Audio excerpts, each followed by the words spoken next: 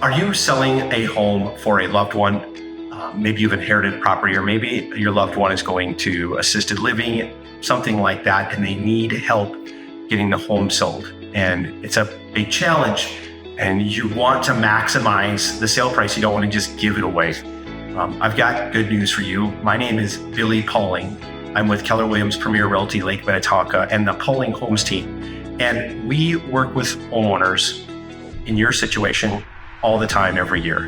And we really try to guide them to a place that really helps prioritize what we need to do to the home to maximize the sale price.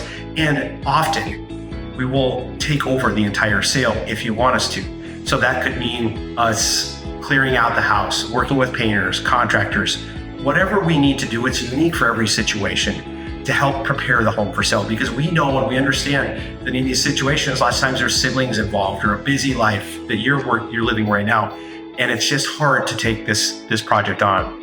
So we pride ourselves in trying to make it easier for families to sell their properties, and we're not talking cash offers. We are talking trying to maximize the sale price, get the most out of the estate that we can to the benefit of the family.